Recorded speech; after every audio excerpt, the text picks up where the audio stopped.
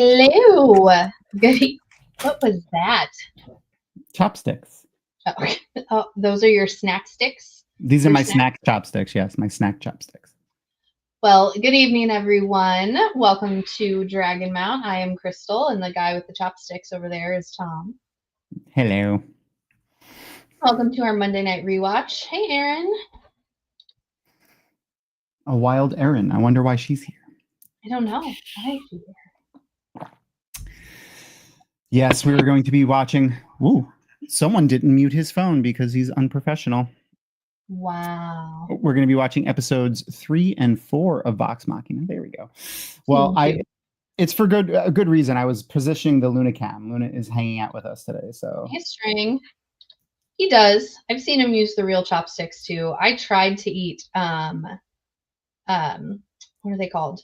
Like fruity Cheerios with them, and was not very successful and got annoyed because I was gonna like come on camera eating them sometime, but I'm not good at it, so I'm not gonna do that. It depends on the snack. These are better for some things like chips. The regular really Doritos or something. Right. Yeah, I tend to break like chips with these guys. So I use with the regular chopsticks. So I use these for chips, but like popcorn and things like that, I use the other chopsticks. Then I don't get dust like Dorito dust all over my keyboard and my mouse because I hate cleaning that shit off. That's good. I usually just let mine get greasy. Not very Well, I don't like having to. My mouse, I don't know if you guys can see it. My mouse has 12 buttons on the side. Oh Lord, no. So I don't like having to clean in between those buttons. So I don't want to have to do that. Do you hear that? You've started a trend. Yes, I'm so glad I started it. I hope you. I'm just gonna in my head. I'm gonna say you're doing it because of me. Rapunzel. Oh, thank you. I have a tea turtle and a tea sloth. I love him so much. Oh, that's awesome. We have a tea brontosaurus. He stands and his head pokes out of the top of the cup. Stop it! That's adorable. I need that. That is pretty awesome. A manatee. Oh, that's cute. Oh, I forgot about the manatee. Those are fantastic. Speaking of fantastic, backstage is a very pretty man that we have waiting to come out. He's both as talented behind the camera as he is behind control boards. If anyone's ever been to JordanCon, you've seen him running around, usually sweating a little bit, slightly frustrated, usually at people that forgot to ask for tech things early enough, and then we have to somehow cobble them together at the last minute because that's how it works. But yeah, let's see who's sitting back there waiting for us to come in. Why did I lose all my stuff? Oh, there we go. I don't know why. The thing that StreamYard changed now is like for some reason it changes your brand stuff on the right side where like you have all your storage things, and it got rid of it. But anyway, let's do the thing. Look, here comes an awesome guest. Perfect. That was a perfect face. Hello, Cooper. Hello, everyone. How is everyone this evening? Oh, doing okay. Very good. Now, better that you're here. I'm better that you're here now. Oh, thanks. Yeah, I get to look at your face. Happy to be joining this evening. Yes. I have a ghost door tonight, and it's because I have a new kitten that if you lose the name plates for a second, you might be able to see her down in the corner playing with the door.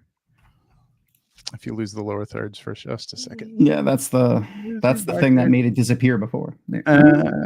She's down there in the darkness. But anyway, she's playing right now. I can see her a little. Sheila is playing with the door stopper and kicking the door and everything else. So if you see me disappear for a second, it very well could be that she's playing with wires underneath my desk or getting into something that she shouldn't be. So she is currently a terror. And like the real Keyleth. Yeah, absolutely. And the most adorable terror ever. So I think we chose names properly. Oh yeah. I mean, look at that face. Mm-hmm. Look at that face. Mm-hmm. Yep. Pretty much. So I'm guessing obviously I was totally thinking this, Aaron. That could have been a really good gag. To see if anyone mentioned it. And that's Aaron. So I'm guessing you're a decent sized Vox Machina fan if you're naming your cats after characters. Yes, I like D&D. I always have. I've played since I was in high school. I really enjoyed the portrayal of the Critical Role fam in the Vox Machina anime. I think that they did a really great job of bringing all of that in and making it really engaging as an anime, because I didn't really pay that much attention to Critical Role because I didn't come in right at the beginning. So I was very much there's so much to catch up on. There's no way that I can do this. And that was me for sure. Was never on top of it as it was coming out. So for me, when Vox Machina came out, I was like, oh, this is badass. I can catch up and like know what's going on without having to catch every week on Twitch or, watch, the actual sessions or watch them back or listen to them back. I actually started after the anime came out. I went back and started at the beginning. And was like, I want to know more about these characters. I want to know where all of this stuff came from, where all this lore is from. And as an audiovisual person, the first season, the first bit, when they were first starting to record it, it's rough. It's really rough for me to listen to. It's so hard to hear things. It's so hard to have static and stuff in the background when they had no production at all. Exactly. Just absolutely no production value to begin with. And I mean, by no fault of their own. And then it was just from there. Yeah. So it was difficult for me to go back and do that, but the animated series has just been absolutely amazing for enjoyment of the characters and enjoyment of the voice actors and their immense talents. Oh, okay. Hey, what's up, Adam? I didn't see a new name in chat. So you're saying started episode 27 of Critical Role. Okay. That where I'm guessing that's where their production value boosts up a little bit. I am going to look up and see where I ended. But part of my problem was that it was too big. That was one of the things that drove me away from it at first. And then once it started catching on as being a thing, and I started seeing a lot of like the Matt Mercer stands, it kind of soured it in my mouth, and I never gave it a shot for a long time. Sure. And then this cartoon definitely, or animated series definitely made me second guess that, because it is so good. So good. I had never seen Vox Machina, I had never seen Vox Machina before it got voted to be our next episode. And I regret that now, because it's such a good show. The voice acting is amazing. And since we kind of started doing the rewatch thing with the adaptation, like an adaptation, which was, obviously The Wheel of Time.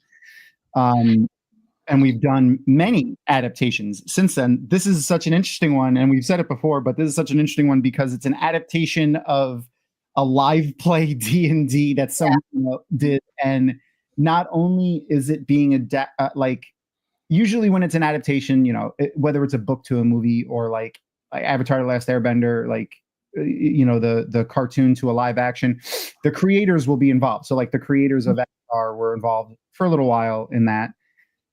If it's a book, the author will be there. But this was the DM and like 6 of the players all were the creators. So that they were the ones that were involved in the writing and the screenplays and stuff like that. So I thought that was really cool. Watching some of the behind the scenes things was really interesting. Oh my God. Getting into everything. Absolutely. A closet of art supplies and art and things over here that we can't put the door on because it's overflowing. And will, when she's having her zoomies, she will sprint around the living room, and if the door is open to here, she will sprint into here, and jump up and climb like 3/4 of the closet. Oh my god. Nice. I tell you, he's a Cat raptor. tax accepted. That's So fantastic. cute. Well, what you have to look forward to is when they turn about 17 or 18. They'll be doing this the majority of the time. They'll just be Yeah. sleeping like that the majority of the time.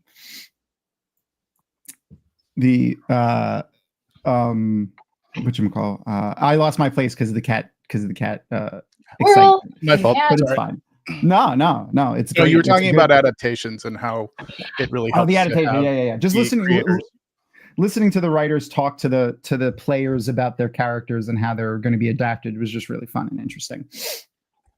Instead of it just being, like the author sitting there or whatever, and then going, asking the single person questions, and also Matt referring to, like, oh, did you talk to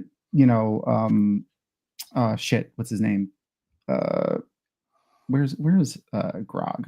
I have Grog here somewhere. Travis.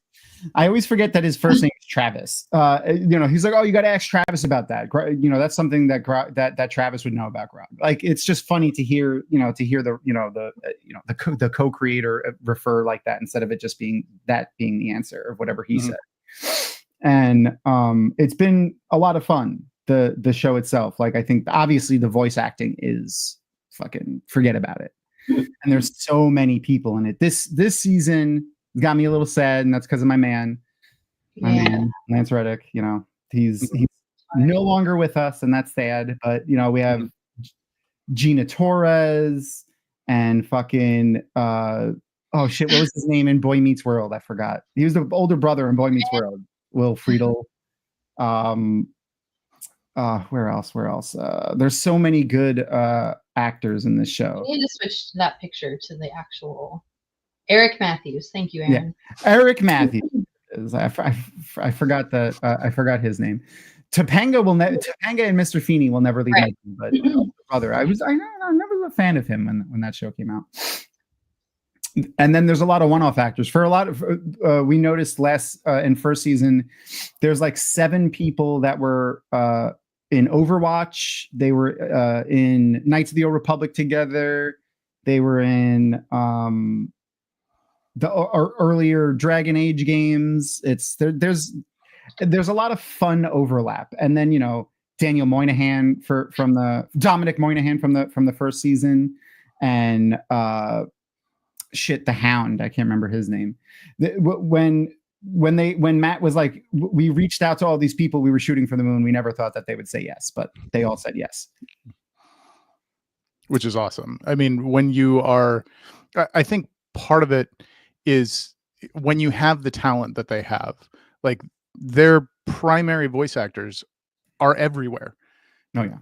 I mean, Mercer himself, forget about it. You can't get anywhere without, like, you can't listen to any animated anything these days without hearing him, whether it's a show or a game or something.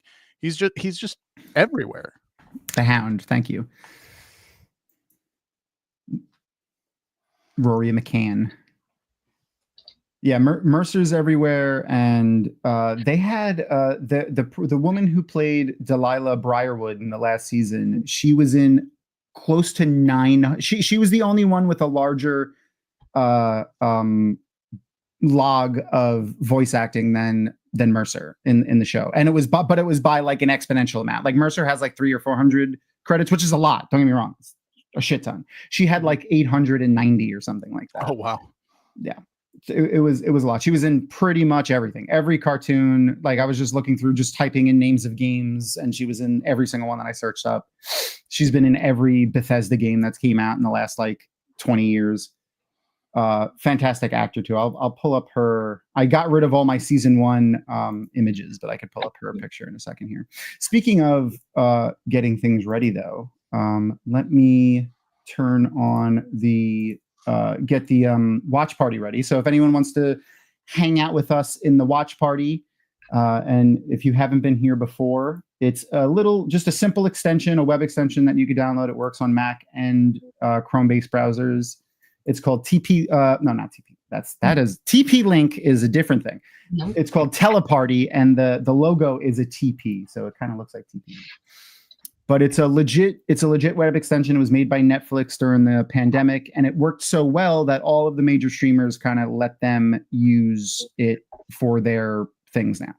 So I'm going to post the link to join our watch party in our private chat and in our chats so that you guys can click on the links as well.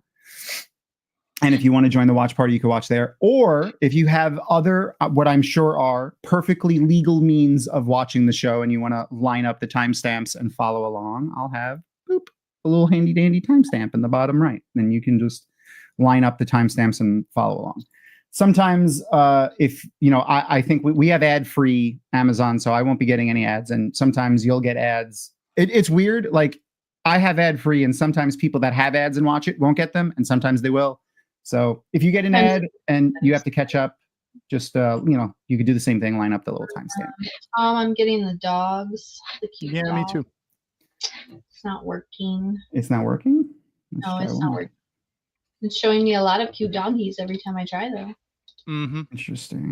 Interesting. Indy Pale Ale is the name of this little corgi. It's very cute. Here, we'll try one more time, and then I'll get a new link if that link doesn't work. But this is why we do it early, so that we have a chance to let people try it out before we jump right into it. Anyway, oh, Mischief. Mischief. Haha. Still not okay. I will reset the watch party. So give me 1 second for everybody that is trying to join the watch party, and then we will hopefully have it work the second time. Technology, the best and worst thing in the world. Yeah, I mean, though to give this thing props, not that I want to give Netflix really any props, but this is only the second time we've had problems with this watch party feature. Usually it works fine, which is nice. Wake up, Luna. So cute.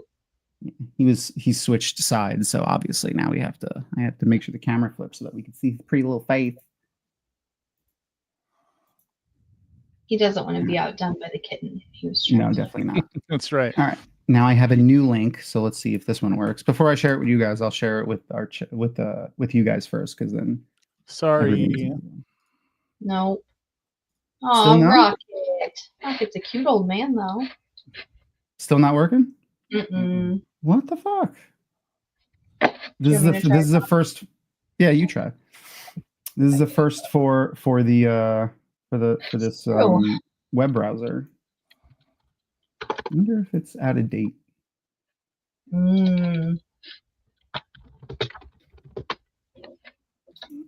Anywho, I'll let Crystal fuck around with that. What else had we seen? So what did you think? So for those who don't know, Cooper is what would you like? Are you still freelance, or are you under contract with anyone for a while now? Freelance broadcast specialist or something like that? Well, my full-time job is I'm a freelance video engineer. Okay. Primarily for sports. I do about 80% live sports and about 20% other. The other primarily being things like corporate events or cons. And yes, I'm not. Hey, that link seemed to work. It worked for me. Just my computer. Go ad free. I shouldn't have ads. Sorry. Distractions. Yeah, so I do things like I work for ESPN, I work for Big Ten Network, I work for ABC, all of the large networks, mainly doing sports. I work for Apple doing Minnesota United, Major League Soccer. My other big contract that I have is I travel around during the soccer season and do the men's and women's national team show for Turner for TNT. That's awesome. So if you've ever watched soccer on TNT or on Max, that was me. Yay! If you've ever watched many of the Major League Soccer games, if you watched the All-Star Game or Cup, not this year, but a couple of years ago, that was me. But then I also do things like corporate events for Best Buy and Target. I've done stuff. I am the streaming video director the director of virtual content for I think that's what it is. I don't even know my own title for Jordan Con, and I do tech ops for a convention in October, also in Atlanta, called Multiverse. Ooh, yay! That's where we saw you there this last year. It was fun, which was great. Multiverse is a ton of fun. If you live in the Atlanta area, or if you go to Atlanta, or if you can travel to Atlanta for conventions, Multiverse is definitely a great con to check out. Obviously, Jordan Con, Wheel of Time, and also I ran into you, fun enough, when you did the video stuff for that press junket that Amazon did for Wheel of Time. Was it like a year ago? Yes, which it was wild because unfortunately my tie-in with Amazon ended at the beginning of this year. They stopped doing things in the cloud, having cloud engineers doing stuff for them. Yeah, and took everything back to their studio in New York. Which, I mean, why have a studio if you don't have people in it, right? Exactly. But yeah, it was really cool being able to be a part of some of their Wheel of Time releases that they did for the television. So I got to sit in the background when they did some of the interviews live. And so like when they were doing the live stream for the some of the interviews, I was the one sitting in the back, and so they would start talking about. I actually got a lot of praise from my producer, because the producer for the show, not the Wheel of Time show, but for the streaming or the stream that I was working on, knew nothing about the Wheel of Time, and like was absolutely just out of her element as far as that goes. But they had a bunch of graphics, and none of it had any like they weren't even named. It was like man in red coat 1, like that kind of thing. And fortunately, the program that I was using, I could preview all of the graphics before I put them up. So I was sitting there and they'd be talking about something. And it was when at one point the costumer was doing the Sharon Gillam. Yes, was chatting, and she was talking about something, and I was like, oh, and scrolled through the images, found it, put it up, took it down, and the producer's like, that's what she was talking about? I was like, yeah, that's I like, this is one of my fandoms. I know what they're talking about. I've read the books, I have watched the show, etc. And she was like, oh my God, do that. Whenever there's anything that fits, just put it in. And I was like, yeah, of course. So. Finally, having in-depth Wheel of Time knowledge comes to use in the professional space. Yeah, exactly. Yeah, that was fun. That was the press junket that I got to be on too. It was a lot of fun. Sharon and Davinia were freaking awesome. Mm-hmm. The Sharon is the lead costume designer, and Davinia Lamont is the lead hair and makeup artist, but the hair and makeup also encompasses all the prosthetic work and things like that. So the trollocs and all that stuff. All right, give that a try. See if that works. I upgraded to ad-free really quick. Ooh. Yeah, I'm still. Oh, you said you gave us a new one. Sorry, I gave a new one. That made me reload. No, you're good. So we have a new link now. I think, is that the one that's in chat right now? Yeah, it seems to be working for me. Yay! So if you guys, if anyone wants to come and hang out with us in the watch party, go ahead and click that, and then once we press play on the thing, I'll line up the timer so that we can. All right. You ready, Tom?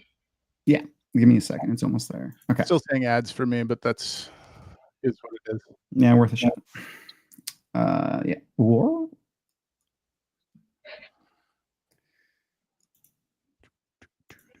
Should be good, I think. Are we good? Oh no, wait, hold on. We're almost there. I'll line up the timer. It's only about 7 seconds. And we are aligned, I think.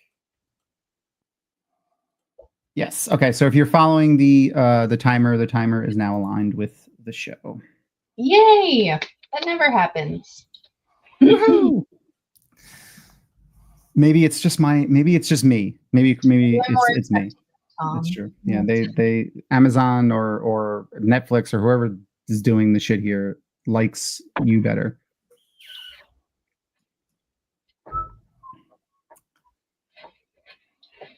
No. Anywho,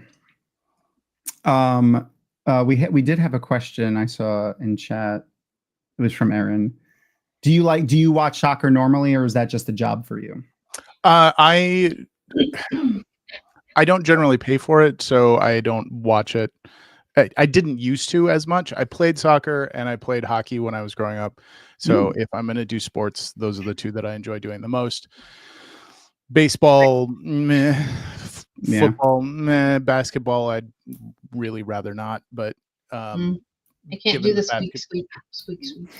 There's a lot of that. Fortunately, I don't have to deal with too much of that because I'm sitting inside of the truck and not having to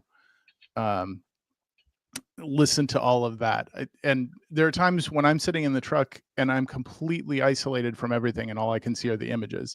So I can't get the announcers. I can't get any of the sound effects or anything else. So I'm just sitting there watching the pictures. Like, I really hope that all of this is good on everyone else's side because it looks great. But I can't hear any of what's going on. Okay, is it working for everybody or is it being funky? It's working for me. We're in the intro right now for me. Mm-hmm. Same. Okay. Sorry, Gnome. I guess it didn't like you. Oh, now it just jumped back to the beginning for me. Okay, weird. All right. Yeah, me too. Do we want to try to reload it one more time? No. Did you check the little box that says "I only have control" when you turned it on? I did not.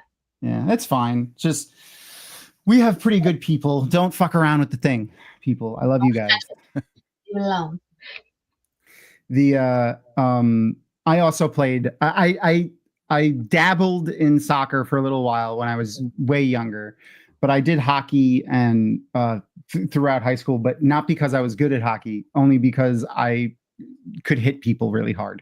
They were like, I didn't know how to play. I barely knew how to skate. I didn't even know how to stop. So like they just were like, they were like, here's the stick. Don't hit people with the stick and just, crash into people really hard. I was like, okay, cool. Yeah, I mean you basically were doing hockey just fine. Yeah. Skate around, crash into people. Yeah. I think I handled the puck one time and passed it to somebody one time in my entire career, which was the same thing that I did for lacrosse. It was almost the exact same thing that I did for lacrosse. So are you going to restart the timer, Tom? Oh, right. I forgot. I forgot about the timer. Yes, I'm going to fix the timer. Let's fix that. Thank you, Cooper, being a producer. All right, where are we? 25. It's the little things. Yeah. I'm glad I'm not the only one with a 12-year-old brain, Aaron. Thank you. It's because I hang out. No, handled the puck sounds exactly as dirty as it should. Yeah, it sounds exactly how I meant it too. Yeah, it should be close now. Yeah, we're good. Okay. Yeah, we're good. So the timer is now correct again. Puck was a good friend of mine. We were very close. So I do have to say, when I watched this for the first time, when I watched the season 2, end of season 1, beginning of season 2, with the Chroma Conclave coming in and just fucking lighting everything up, I'm like, whoa. Just thinking about that in terms of D&D, like, you would just not know what's going on. You wouldn't even know where to go next. Mm-hmm. So it was very much a whoa moment. 5 legendary dragons showing up. Mm-hmm. Ancient 5 ancient dragons showing up and blowing shit. Like 5 ancient dragons working together is insane. Is just insanity. No. The way they subvert expectations in this is a lot of fun too. Like I was not expecting the entire capital city to be burned to the ground for sure. Right? Especially since it's like, oh, we're in the safe place. We're in the place that we're all powerful and we're going to be fine. And then suddenly it's just like, no, never mind. That's doesn't exist anymore. I love how they brought it back to Whiterun with being their little safe haven again. Mm-hmm. The way that they're doing it, like the characters' personal backstories, like the first season 1 was basically just Percy's backstory and all the actors, all the other players participating in it. Oh, speaking of ice skating. Yeah. Oh God. Yeah. Scanlan is like the epitome of horny bard trope, but it's not annoying. It's the only time that it's not been annoying. I fully attested to his ability to sing though. Like yes. Well, and I think you would be like, when I see Scanlan, I'm like, yeah, that's a character Thom would play. Oh yeah, absolutely. Absolutely. And I would sing the songs. I would sing them badly, not as good as him. But that's the part that makes it fun, is the performance and less just the actions of the character. Because like if it was just him doing the things and not him doing the performance part of it, it wouldn't be as fun. It would be a little bit more annoying, I think, for me at least. Yes, Thordak. Yes, he did.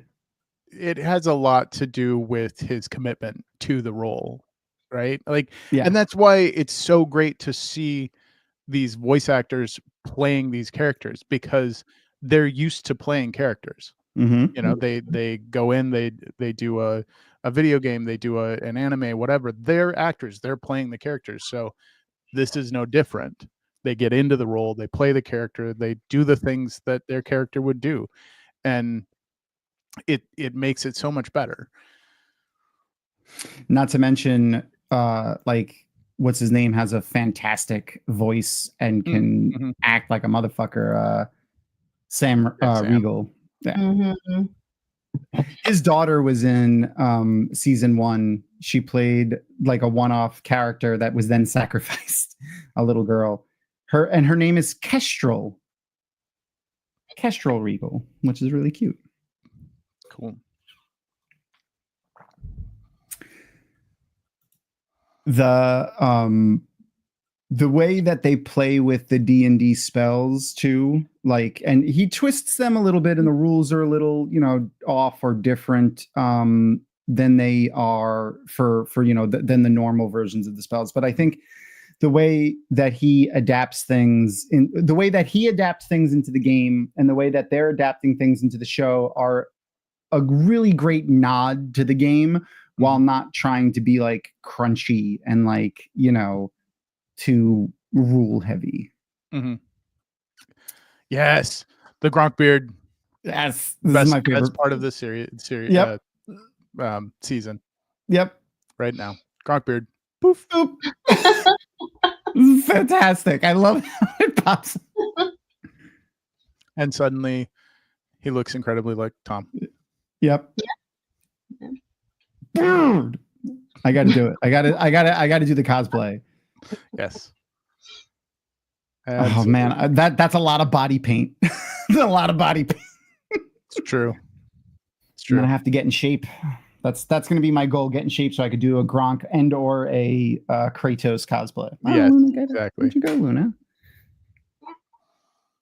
There he is. So this season we get like a little bit of, so like last season was Percy, like I said. This season we get a little bit of Vex and Vox, and then Vax and Vex. Vex, and a little bit of Gronk too. I like the Gronk storyline in this. Mm-hmm. One of my favorite interactions has been with Gronk and Pike in season 1 and continuing in season 2. I like how Gronk is so attached to Pike, and their whole relationship is a lot of fun. Yeah. Also Scanlan, I guess, a little bit, but it's less his backstory and more of his consequences of his backstory. Yeah. Well, it's, without being too spoilery for people that haven't watched season 3 yet, there's just so much more development that even happens in season 3 for many of the, I mean, it's just character driven all along, but yeah, specifically some of who you already talked about. And it like this season, it's enough that happens next season that I'm getting confused as to what happened in season 2 versus what happened in season 3. It gets deeper and deeper every episode, I feel like, with the characters. None of it feels overdone or anything like that. I think they got a really good recipe, and they've been sticking to it very well, and it's been very good. Both with the writers, the directors, the animation has been fantastic. Thom, have you finished it? Are you all the way? I didn't finish season 3 yet. No, I think I have like 3 episodes left of season 3. What just distracted me recently, there's a other than spending like 5 days on the Wheel of Time trailer, which was less than 1 minute long. There's a lot in that minute. What's it called? Michael Fassbender is in it. It's a new show. Oh, the Agency. I've seen it. And I got hooked on that when I was like doing stuff on the computer that doesn't require sound. I would put that on in the background. It's pretty good. And the new Dexter show just came out too, which I love Dexter. And Sarah Michelle Gellar is in it. I haven't seen her in anything in so long. She plays like a detective, like a lieutenant or something like that in the Miami police force when Dexter was first joining the police force. It's basically like a prequel series. I really like Dexter though. Yeah. I never finished the original series of Dexter. Like I watched some of it, but did not finish it. The other shows that I've been watching, we just finished Lessons in Chemistry on Apple. Phenomenal. Brie Larson is amazing. It's definitely a tug at your heartstrings type of show, based on a book. I have been holding off on watching Silo. Fucking love that show. It's an amazing show. I'm only 2 episodes in because because they didn't release it so I could binge it, and it's been for a while. It was my plane show. I like when I travel, I'll put it on when I'm on the plane. And last time I flew, I was like, awesome, Silo. I've watched all of the episodes that are out, and the next one isn't until Friday, and I'll be home on Friday. Son of a bitch. So, that was a show I didn't know anything about, and now I got to read the book because that show is fantastic, and I've heard the book is just as good. Aaron, you read the books? Yeah, it's one of the ones that I intend to pick up. As far as books, though, that have been distracting me, I've just been listening to a book called The Book of Doors. It's about magical books. Those are my favorite kind of books. It is by Gareth Brown.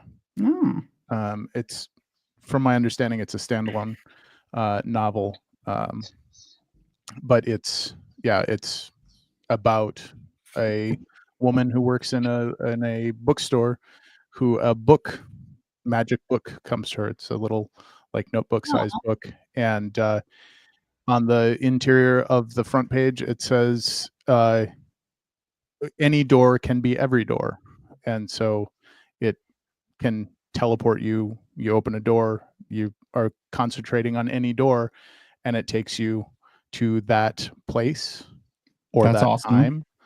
That time, okay. Yeah. So the whole time travel loop thing becomes an interesting, a large part of the story.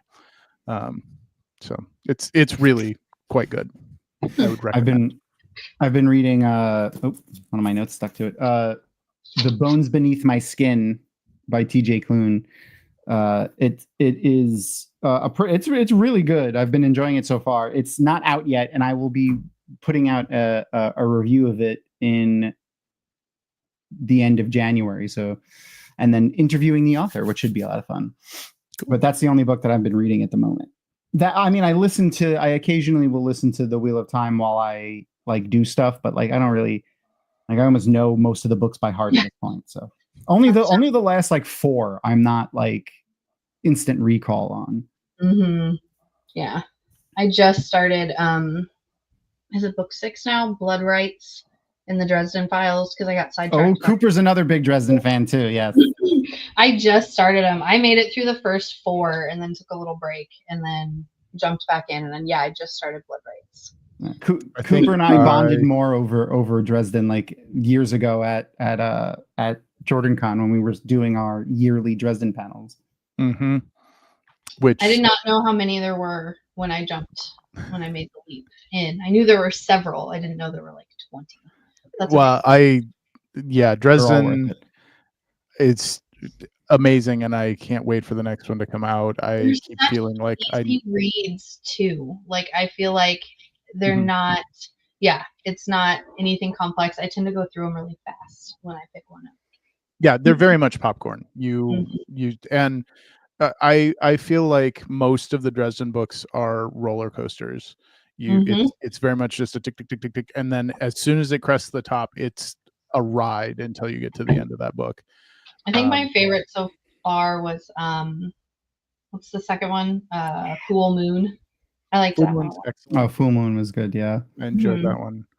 Also, by the way, I don't know if you know this for this show, but where is it? Trinket is the only main character that Mercer plays.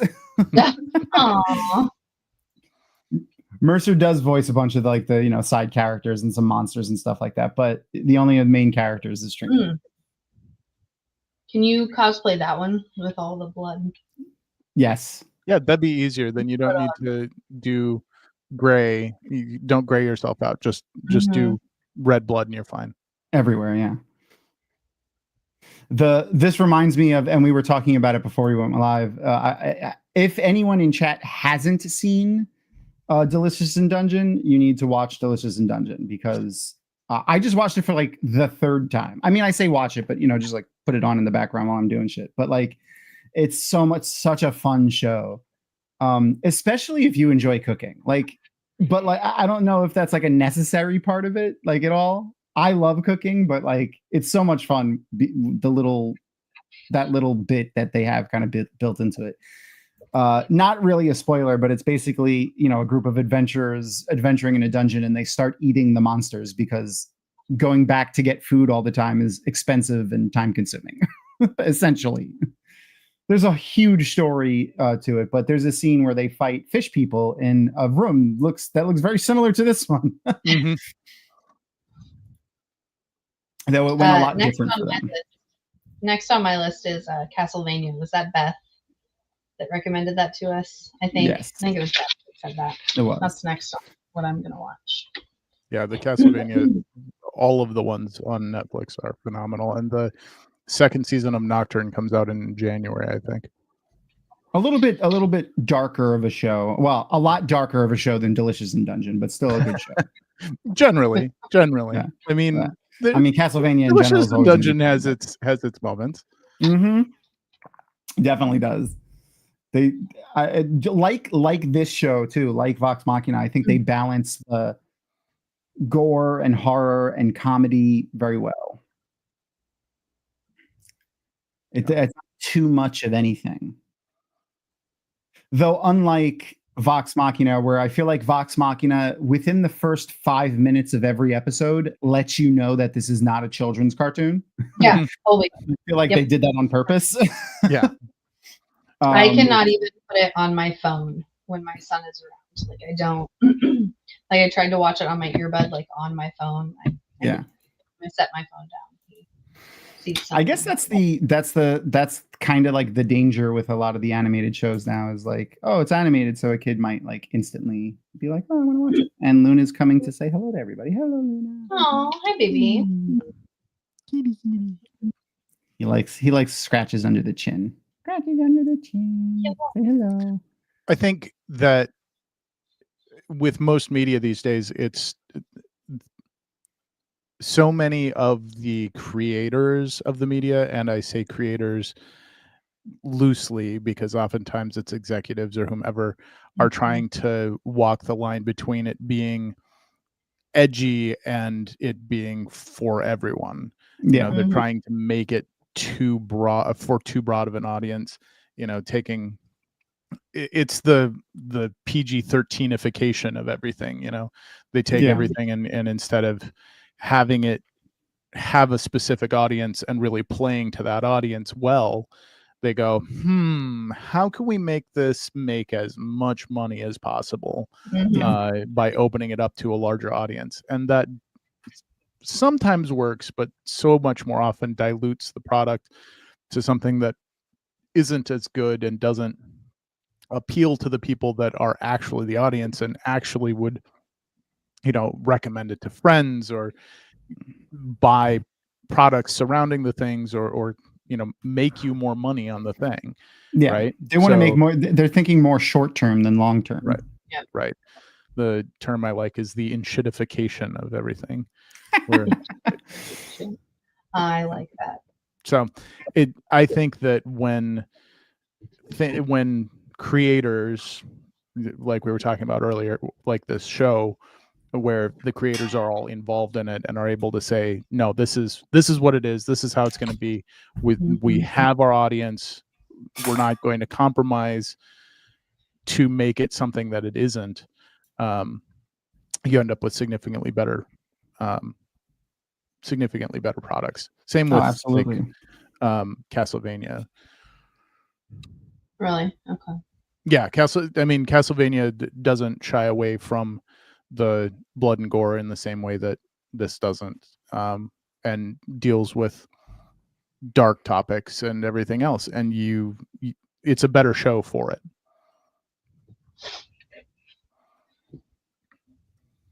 Okay, now we get a different Lunacam this time. Just lap. You get a lap shot. Lap cam. Yeah, he wanted to be in my lap. So this quest that they're on currently is a lot like I forgot the name of the D&D. It's a very famous D&D module.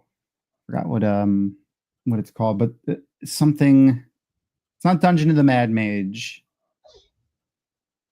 It's something else. It's a play off of a very specific one for D&D. I'll remember it in like 10 minutes and shout it out. Don't worry. Anyone who watched the end of season 1 and is like hip on D&D lore will know that the silent one is a reference to Vecna. So that's and it's a fun way that Mercer kind of made the D&D lore his own, which is kind of what prompted me to start adapting more of the D&D stuff into my own thing and making it my own. Yeah. Tomb of Horrors. Yeah, that's it. I think that's it. Because this is they call it here the Sunken Tomb. That's actually the name of the episode, is the Sunken Tomb. And then just for a heads up, because it's going to be happening in a minute here, we'll let the episode just play right into the next episode, and I'll grab the timer for that episode too as we get to it. So don't worry about trying to align it or trying to catch up or anything. If you're following along in the The thing. Oh no! The thing happened. Yeah, I did the thing. I definitely cried the first time that I watched this. Yes. It's like, wait, what? That fucking shit doesn't happen. No, it doesn't happen. Oh no!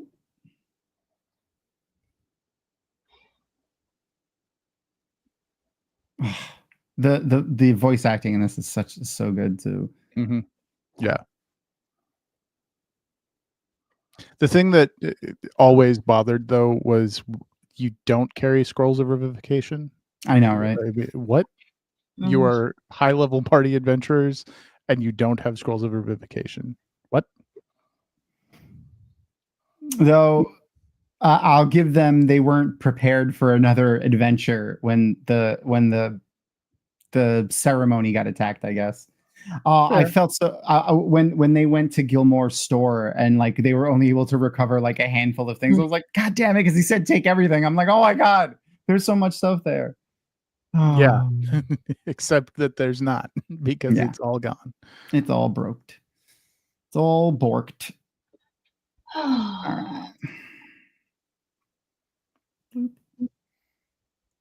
And I just have to fix the timer real quick because it's a little long. This one ended up being a little bit longer than the other one, but I think I got it. 7:26. All right. I'll catch up the timer. The timer should be aligned in about 6 seconds. And the timer is lined up. So if you're following along with the timer, you can align to it now, and you will be at our time as well. If not, hanging out and watching in the watch party. Can you post the link again for the watch party, just in case anyone wants to come hang out? Do we have any new friends in chat? Are you playing in any current, or is anyone in chat playing in any current D&D games? I was doing Curse of Strahd, but life happened and the DM's life kind of blew up and my life kind of blew up, and October I was only home for 8 days in the entire month, so that doesn't really lend itself to being able to be consistent with even one day out of a month to be consistent with a game. Fair. So we've put Strahd on hold for now. Strahd, I think, is the only campaign that we finished start to end. Like we actually finished it from beginning to end. Yeah, our Witchlight campaign is currently on pause because of the hurricanes, and our friends had to move in with us essentially. But now that we're like settled and they've gotten a lot of their stuff into storage and we're kind of like in a routine, we could probably start up again soon. That's our plan, at least.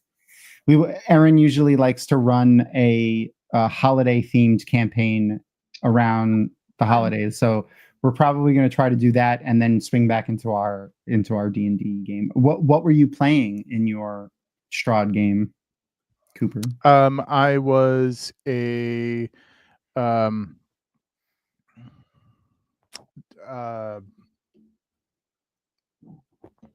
Hunter. Oh, that's the one that did it come from? I think Mercer's? It came from Mercer. Yeah. And we had gone through, and the first iteration of it was kind of a little wonky, a little weak, it felt.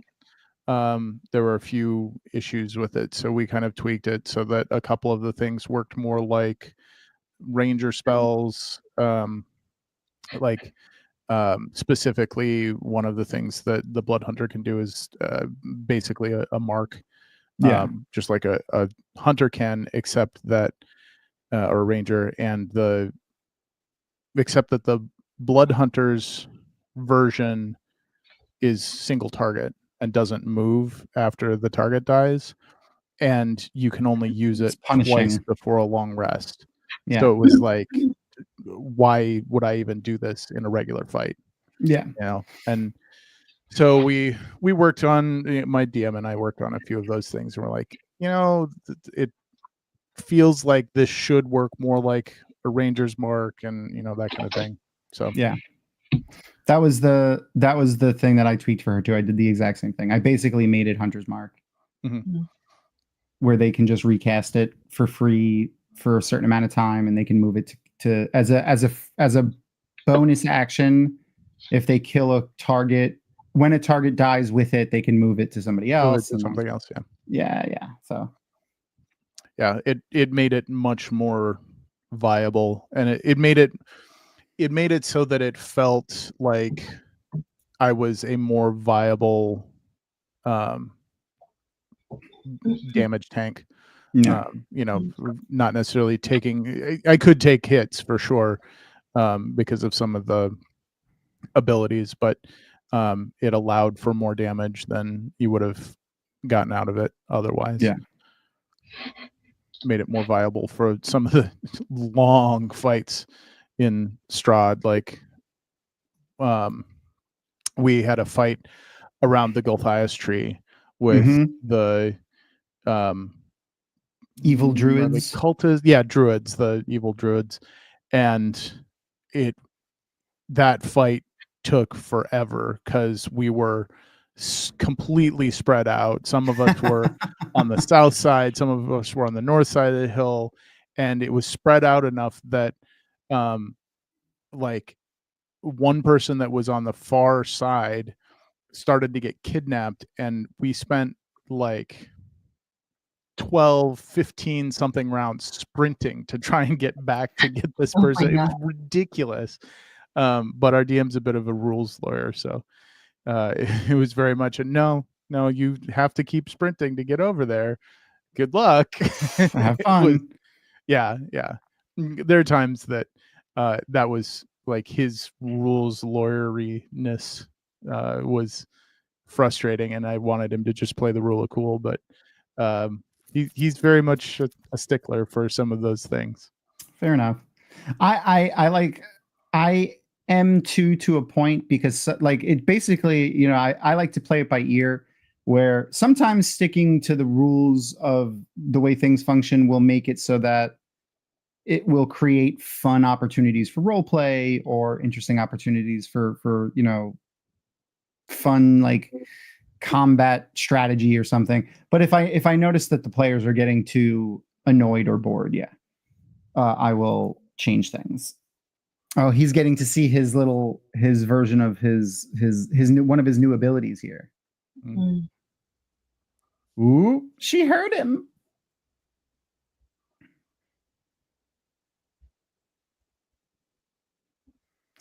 Ruh-roh. Yeah, that's probably not a good thing. Congratulations, you've just gotten the attention of a god. Yep, that's never a good thing in D&D. Even if you are a cleric or something, it's usually not a good thing. Yep. Though it was helpful for Pike to get her to realize things, but still. And there we go. I'm sure that's not going to come back and bite him in the ass at all. Nah.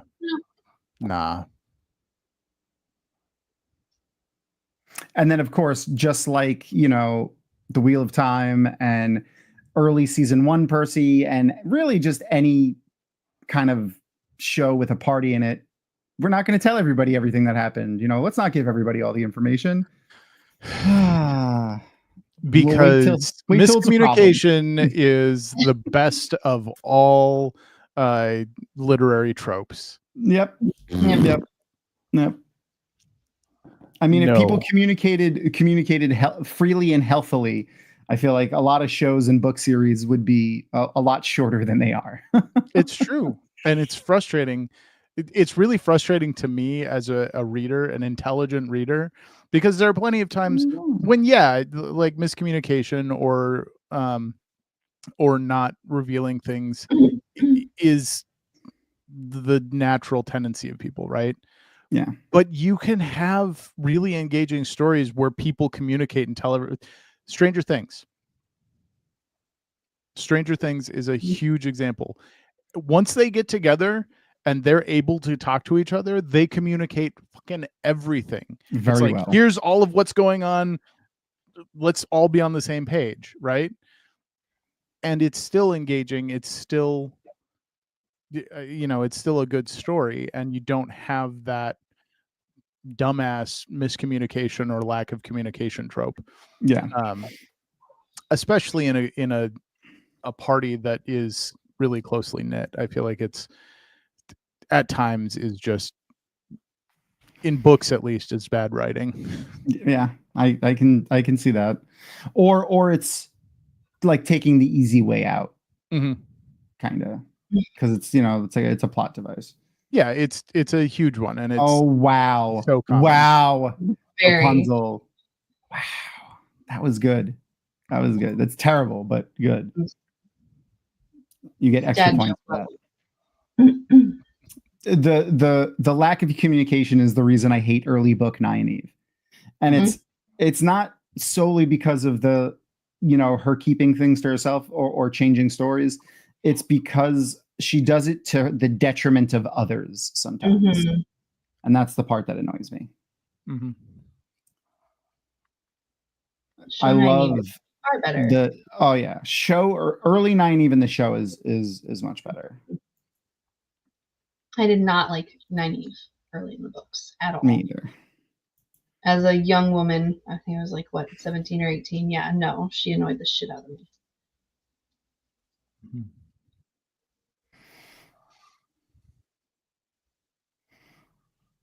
Are you done with me now? I think Luna might be done with me. Oh. Question for you guys. What is your favorite movie theater candy? Ooh. Sour Patch. I love Sour Patch. Nerd Ooh, the Nerd gummy clusters. clusters are a new favorite. It used to be Skittles. Skittles is mine. Skittles is absolutely mine. I like original popcorn. Or like the tropical. I like all of them. Honestly, the sour ones are really good. The tropical ones are really good. I like all of them. I like to mix them because I'm a crazy person. A lot of people have told me. A candy anarchist? Yes. Who are you? She eats popcorn. She's a popcorn person. See, I love popcorn. My tummy does not love popcorn. So I can't just eat a whole. I don't like I call them the little plastic pieces that come out of the popcorn kernels that get stuck underneath your gums and between your gums and your teeth. I don't like those. See, I feel this too. I feel like reading Nynaeve now, it's an entirely different perspective. Although I'm still disagree with her early petulance, but yeah, I like Nynaeve by book like 5, I would say, but book 4 maybe. Yes, the movie theaters with the bars are nice, especially when they'll just bring it to your seat. That's epic. When you can just Alamo Draft House. Bring it to you. Alamo Draft House. Oh yeah, absolutely. There's a small theater that's it's a chain. Like they have a few around mainly Florida and I think Wisconsin, but they are in a few other places too. It's called BB Theaters. Yeah, fantastic theater. Oh, they do? Yeah, okay, yeah. Fantastic they also have theater.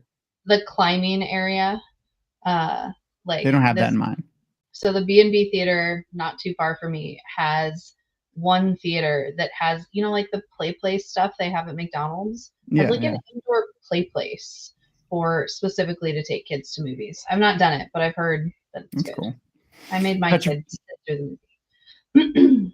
Petrification is the worst fucking thing in D&D. I hate having to deal with it. To reference Delicious in Dungeon again, I love what they did in that too with it. Where one of the characters is like, okay, sit down on the floor, pull your knees to your chests, put your head down. And she's like, how is this going to help? He's like, it's not. You're going to turn into stone still, but at least nothing will break off. And then she gets all mad and starts flailing. And then, son of a bitch, I told you to. Yep. And then they have to spend all the time trying to get her unpetrified without breaking her. Very carefully carrying her around and things. That was very funny. The animation in this show is so good too. So the animation team in this show is the original animation team and the lead animator from the old school DC stuff. So like if you watched Batman the animated series, Nice. the Justice League Unlimited, Batman Beyond, even Static Shock, they all did that. And when you see I had an image saved, I don't have it anymore. When you see them next to each other, like if you put Superman and Batman and Wonder Woman next to some of these guys, you could really see the animation similarities. Is it gargoyles as well? Because I see gargoyles like 90. in her horns. I think they also did gargoyles, yes. Or the guy did. The lead animator did also. So Tom, I've been thinking. Oh, sorry. Go ahead. No, you're I was fine. going to say that's a show that I would love to see get the X-Men 97 treatment. Oh yeah. Oh my gosh. Yeah. If you could find gargoyles, you should do a rewatch of that. Yeah. It's on. I think you can watch it on Disney Plus. I think it is on. My husband. I think you're right. And there we go again. So much petrification. Yeah, it is on. It's Disney. Yeah, they are since Disney bought Fox, like all the good old Disney school owns everything. It's true, they do. And you know what? Honestly, I'm not that mad about it. If they keep giving me good content, I'm not gonna be too mad. And they're just as bad as all the other large corporations. In some ways, they're worse. In some ways, they're better. But what the fuck are we gonna do? I'm gonna have to tell my husband about that. Oh, that's awesome. I forgot who was someone famous was the voice of the bad guy. I can't remember who it was. Thanatos. I can't remember who was someone famous was his voice though. Riker. Yes. Jonathan Frakes. Yep. Number one. Thanks, Rapunzel. No, don't hurt Trinket. I'm getting help from the wings, by the way. Yeah. That was not my recall. That was the peanut gallery. And what a good peanut gallery it is. It's true. Absolutely. She just said, it's so hard not to chime in. You could be watching it on YouTube in your headphones. It's true. No, she's listening from afar. Wow, I didn't know. 30 different Star Trek people on Gargoyles. What? I wonder if someone had to get somebody a job there. Someone was like, "Oh, yeah, you should just hire all these people." That's pretty awesome. Yeah, she's saying that Brent Spiner was in it and everything. A ton of people apparently. Wow. Oh, he finally smartened up. Keith David. Tom, why is the timer shrunken? It's so tiny. I don't know. It did it by itself, I guess. Oh, it was little. I literally clicked nothing and changed nothing, yet somehow it's still.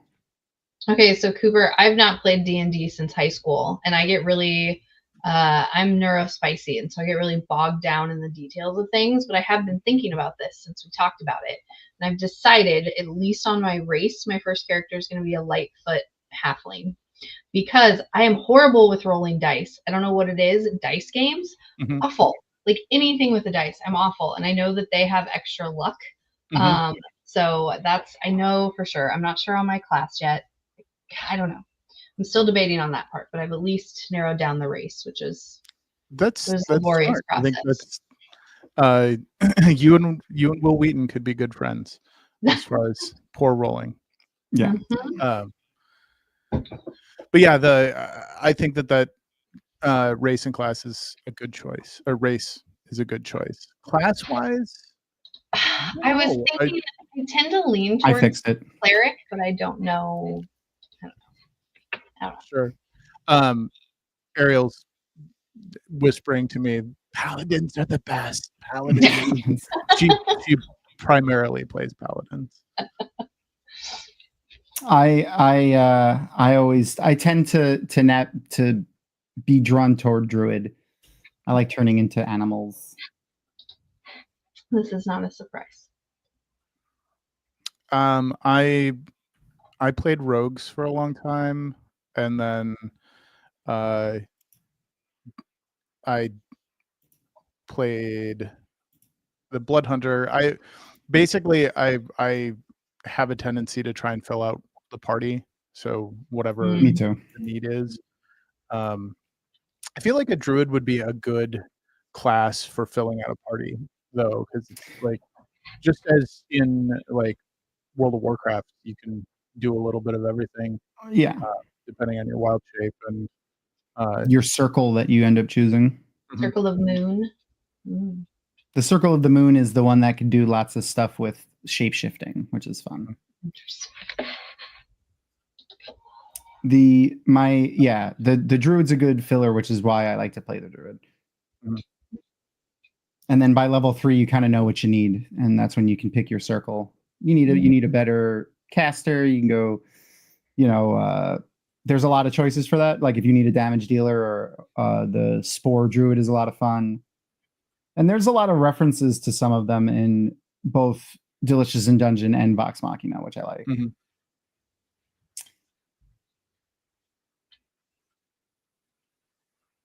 The vestige. I didn't like that they use that for like the legendary item term in this. I don't know why I don't like the word vestige, but they say it far too often in this season, and it bothers me, and I have no idea why. What's up, buddy? I'm sorry, I had to move. How dare you? You sit still for that. I'm sorry. The boss. He is the boss. Mm.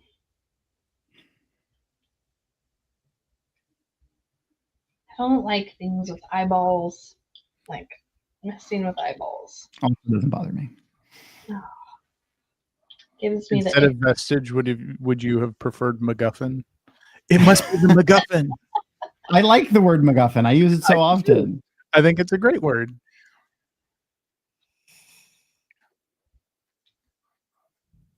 Call it the special. It must be the special. He has the special. He has the special.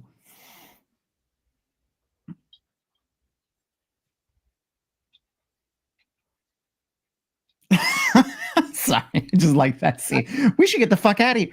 We should get the fuck out of here.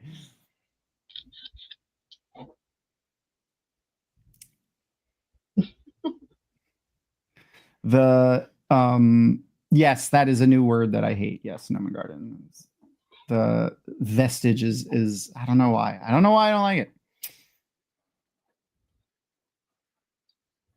I forgot who did we talk to last, and that the word that they hated was pulchritude.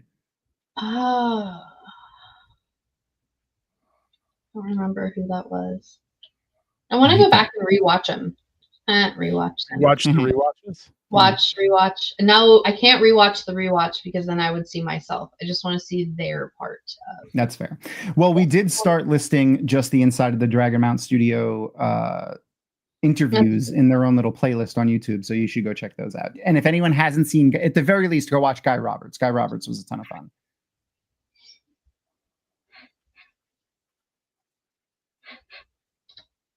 She got a Pokeball. Vestibular. I use that word a lot. Vestibular input and proprioceptive input. What was that second one? Proprioceptive. Never heard that one. So, yeah.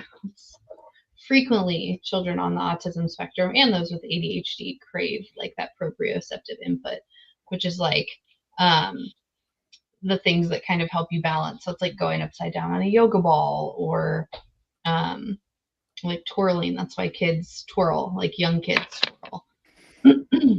So is that why I have an inversion table next to my desk that I use often? Could be. Might be. It messes with your vestibular system. Yeah. I got next.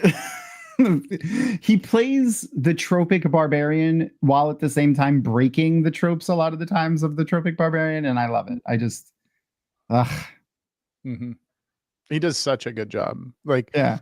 I don't remember where I heard it, that he's incredibly intelligent and eventually started having a really hard time playing Grog because he wanted to give input, like help plan and help with other, like be intelligent to the story, but because of his character he couldn't. And there's a moment in season 3 that I think the character may have broken at one point. I like to, when I've played a barbarian, I usually don't make them like I make them not as intelligent on some things, but I usually pick things that they're good about so that I don't have to feel like an idiot the whole time. I usually try to play with, whatever backstory. Sometimes I'll randomly roll like their background or whatever, and that will help me pick the things that they'll focus on. So they might know animals really well. Yeah, or be a good blacksmith or an entertainer or something. I played an entertainer barbarian once, which was a lot of fun. That sounds like an interesting combination. Yep. He juggled battle axes. Right. Sounds about right. And Luna has fucked off from me. Well, when the show goes to shit, we know why. Yep. Appropriately timed though. He left her. He knew the episode was over, so that's why. Right. All right. So shutting it down. It will keep playing for you if you do not. Yes. I mean, if you want to continue watching into episode 5, you're more than welcome to, but we are going to stop watching there. Though I hope you hang out at least for another few minutes before we skedaddle. Mainly because, one, I have to share who's going to be our guest next week. And that is going to be the lovely, and I think actually, Cooper, you might have met this person at least a couple of times before because they've been a guest at JordanCon plenty of times. The lovely Sarah Madsen. She is an author. She does her own fantasy series, but also very pertinent to this particular show. She has written for Dungeons and Dragons before, for Wizards of the Coast. Yeah. So she wrote a lot of the modules that appear in the Candlekeep Mysteries book. One of which we actually played, and I got to sit and talk to her about it at JordanCon and like ask her questions and told her some of the things that the group did in it, and it was a lot of fun. It's basically a group ends up on a abandoned platinum mine and they have to clear it out of monsters and things. But our group decided to take it over for themselves and not give it to the dwarven company that hired them to clear it out. So that should be an interesting thing that happens after that. Yeah. So there's Sarah Madsen coming to do that. And as the other big news that I want to make sure I share, I don't have the graphic here, but if you, I'll see if I could find it real quick. I've mentioned it a few times. There is another Robert Jordan auction coming up December 19th. Oh, I actually do have the graphic. I'll put it up in a second. I forgot they emailed it to me, which was nice of them. Very little advertisement for this, like very little. I haven't seen posting anywhere. Matter of fact, why are you telling people, Tom? It's gonna because well, I can't buy everything this time, so I spent my money last time on Robert Jordan. Oh, it downloaded as a PDF. Thanks, Aaron. I feel like there is a Crossroads of Twilight unedited, and if anybody gets that before I do, I'm gonna be angry. I'm guessing it's probably going to be a lot of the same stuff as before. Like we'll probably have a lot of repeat things. There is a Crossroads of Twilight. That's what I'm talking about. Oh, okay. Nobody else is. Back off. Oh, okay. Well, good luck. I mean, Crossroads is the least liked book by most of the community, so there's that. There it is. So the auction is December 19th. There's some stuff, it looks like, from his private collection of things that have nothing to do with Wheel of Time. So that's interesting.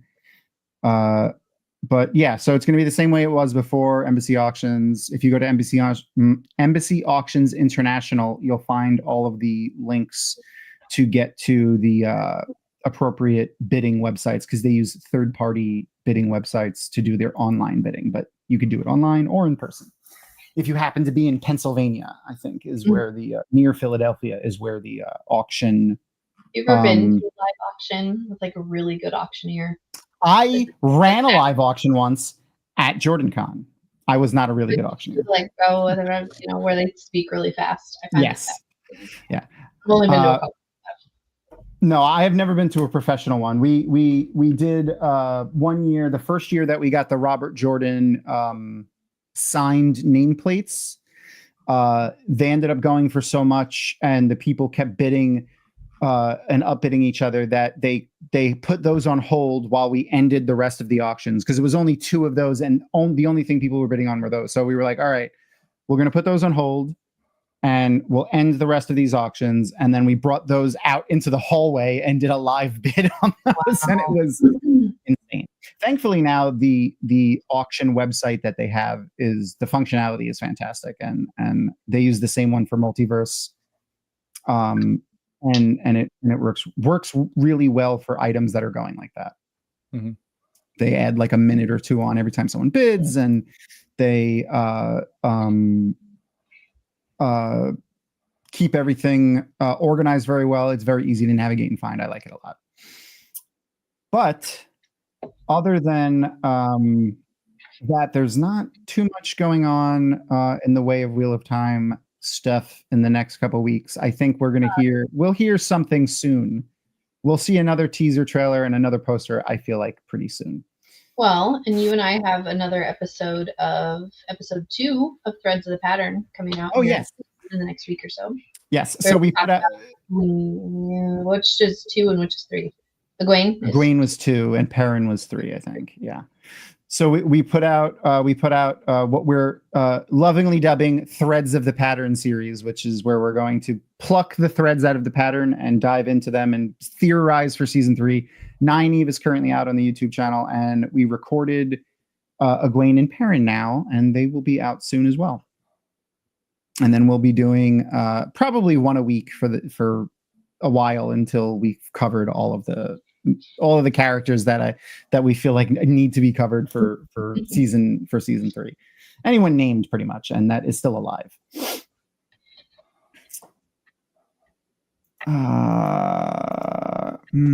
I think that's all the news there. Yeah. So other than that, we get to do my fun little inside the Dragonmount studio interview with another beautifully wrinkly brained person here, Cooper. So Cooper, do you know Inside the Actor Studio? Mm-hmm. Okay, cool. So short version for those who don't, fantastic show, impossible to find now, streaming anywhere. And I'm very sad about that. Again, this is my annual or semi-regular announcement that if anyone watching this finds like a box set DVD or even VHS in like a local fucking reselling store, I will totally send you money and have you ship it to me. Yes. You have a slightly fuller beard than James Lipton did. Yes, that's true. That's true. He and a more bald head. He had that wrap like around the side. James Lipton was fantastic. If you ever have a chance to look up, you could probably find clips on YouTube. Look up any of the episodes that he had with Robin Williams. They're just absolutely wonderful. I think the very first one he did with Robin Williams too, Bradley Cooper was one of his students in the audience and asked a question, which is pretty cool to see into that.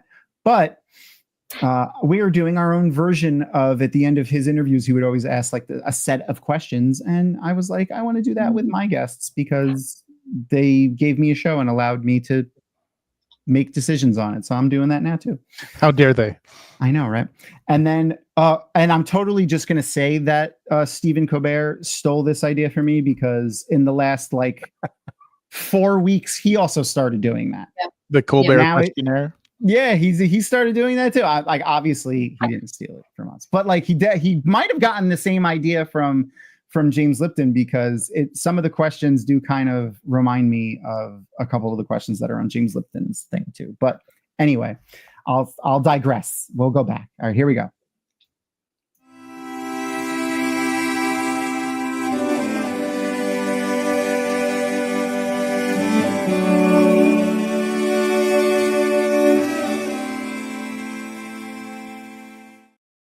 Welcome, Cooper, to inside the Dragonmount studio. That was a good pose. That's your thinking pose. Crystal, why don't you start us off? Yeah. So Cooper, what is your favorite dinosaur? I like the pterosaurs, any of the flying dinosaurs I thought were pretty cool. If you watch, there was a series on Apple TV Plus that had like all about the dinosaurs and stuff, and they went more in depth with some of the pterosaurs in one of the episodes. It was really interesting to see how like they go from tiny to big.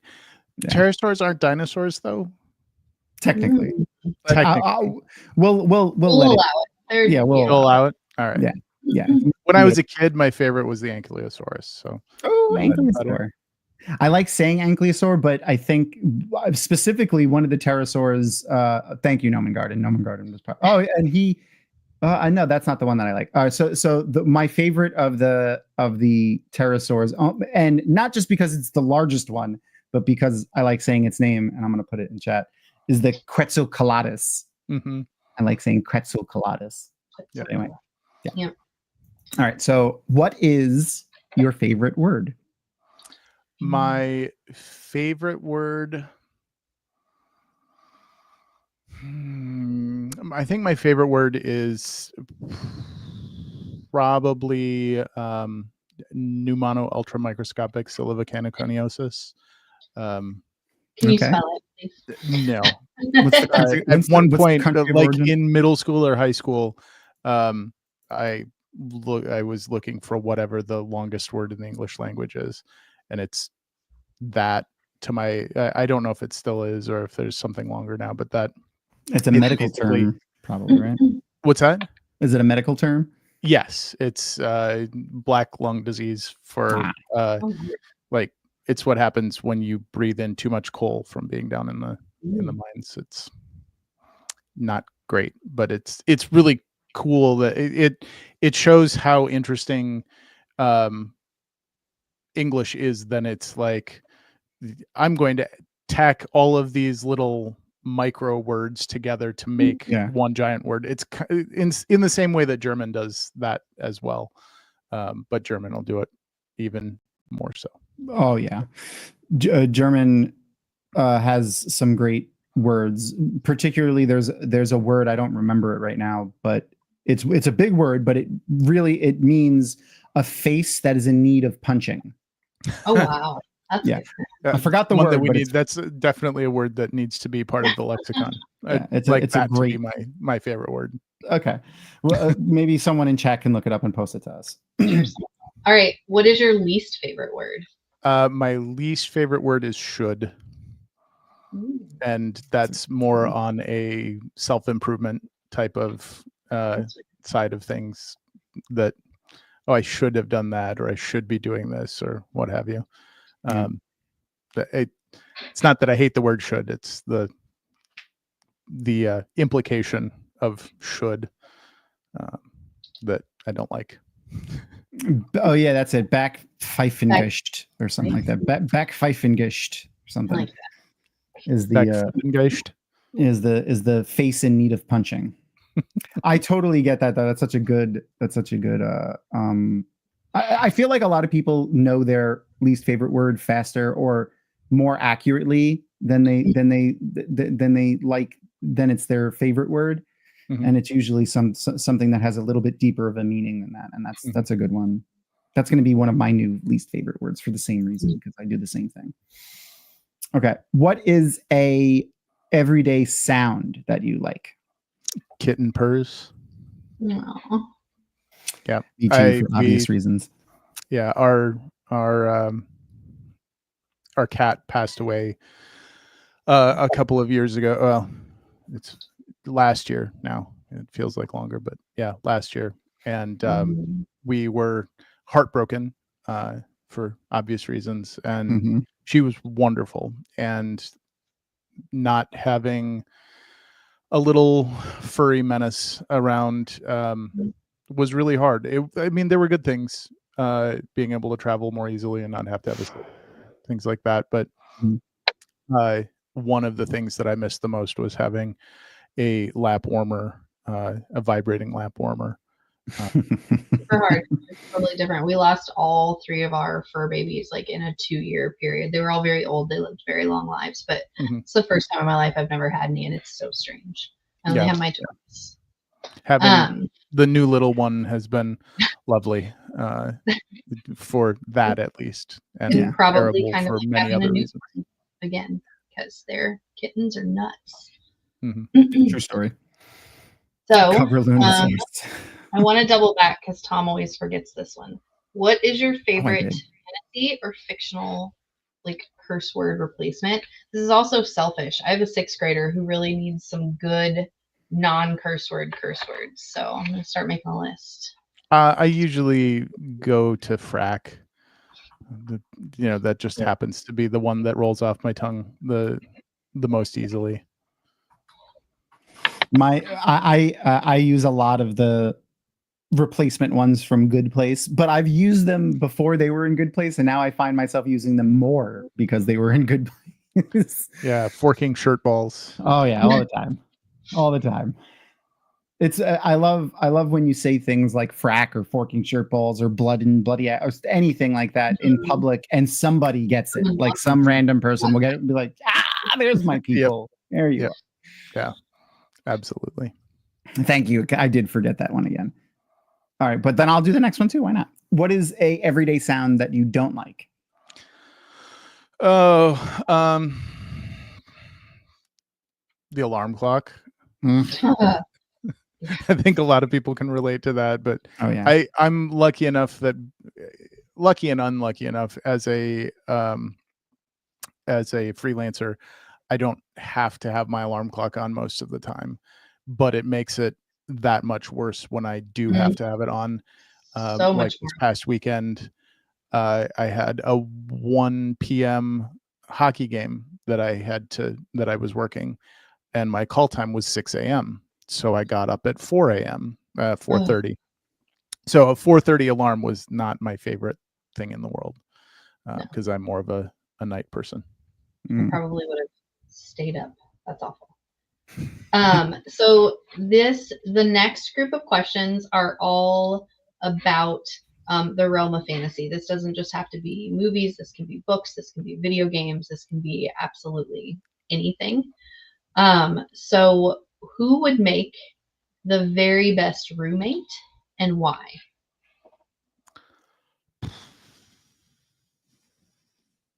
That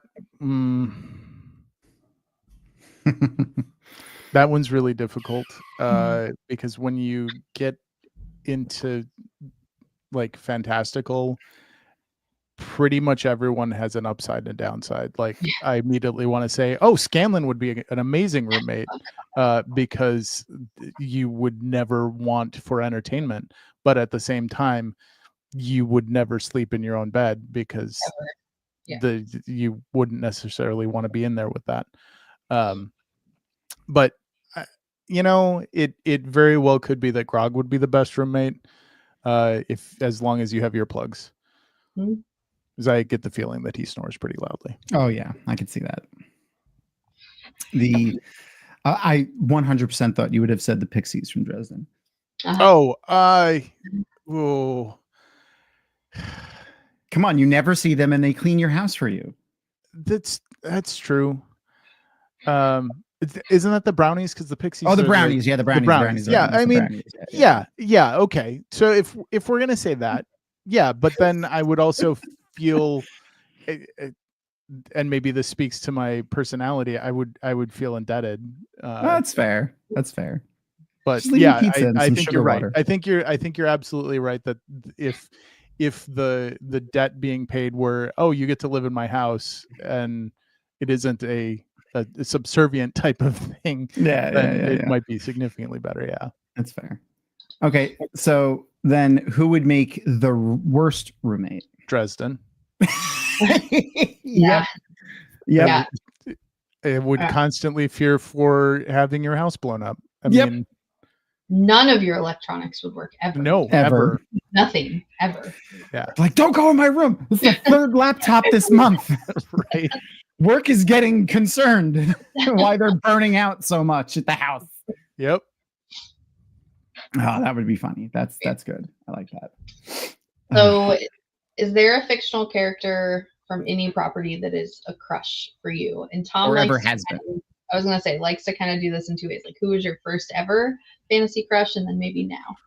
Oh, well, current fantasy crush is definitely Keyleth. I have a thing for redheads, and she is absolutely adorable.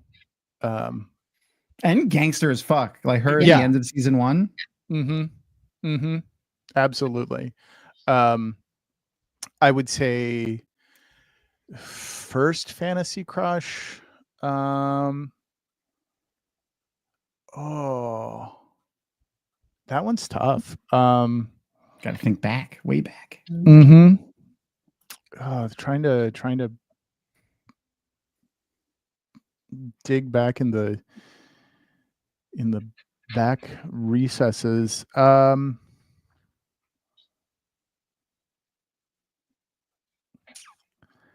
See, most of my nerdiness, like my conventional nerdiness, didn't happen until high school or later. So like I can't say, oh, in elementary school I watched Star Wars and I was really into Princess Leia or something like that. Yeah, I don't think I watched Star Wars for the first time until I was in high school or later. But I did read, and so I guess I would have to say that Egwene was one of my first crushes, like as far as fantasy media goes. Okay. I definitely liked Egwene out of the early group of females that came out of the Wheel of Time. Well, like, especially like when I feel like, and it's been blasphemy, I know it's been a while since I've read the books, but I feel like I really enjoyed when she was taking over the Rebel Tower and like this is wrong, let's make it better. I think that was part of what I really liked when she started coming into her own as a leader. Yeah. Then, okay. So if you were able to become part of any group or get a job even in any fantasy property, which one would you choose? There's several. Okay. But I thought that being a librarian from the librarians would be really cool. That's cool. Or one of the caretakers of Warehouse 13. That's awesome. I like that too. Those are like some of my formative, at least TV sci-fi fantasy properties. So I thought that that would be really cool. Yeah, that's cool. Also, two great shows. Yes. All right. Sorry. Who do you think has the very worst job, or what is one job that you would not want to do?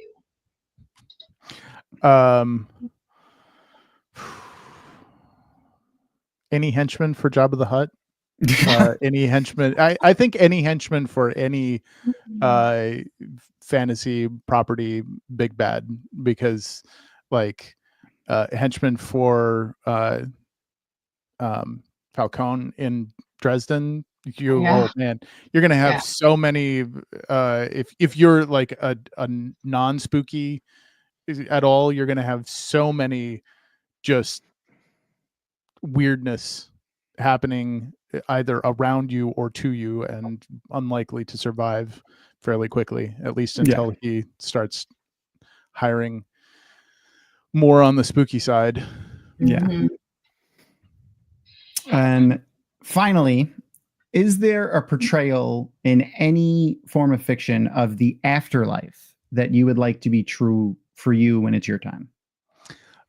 We were talking about this beforehand a little bit, and I said that I really liked the speech, the talk that the two characters have in Midnight Mass about what death is and what they believe death to be. But then you just brought up the Good Place, and that is what I want.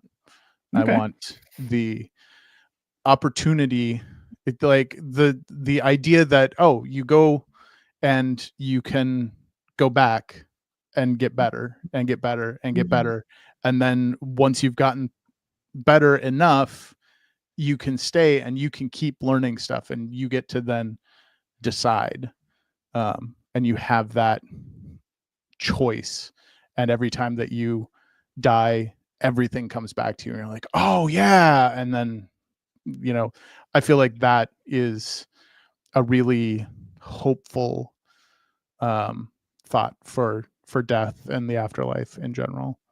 I like that. That's great. Well, thank you so much for hanging out with us and giving into our nonsense craziness here. It was my pleasure. Yeah, well, it was my pleasure. Anytime I get a chance to stare at your face for a little while, it's happy for me. Yay! So just to remind everybody to come and hang out with us next week. We're going to be hanging out with Sarah Madsen, author Sarah Madsen. Ooh, and we have a little fur baby back. Yay! Little Keyleth. It's little Keyleth. Look at little Keyleth. Hello. So she tried to talk into this. She looked right. She was like, yes, my moment. Meow. Meow.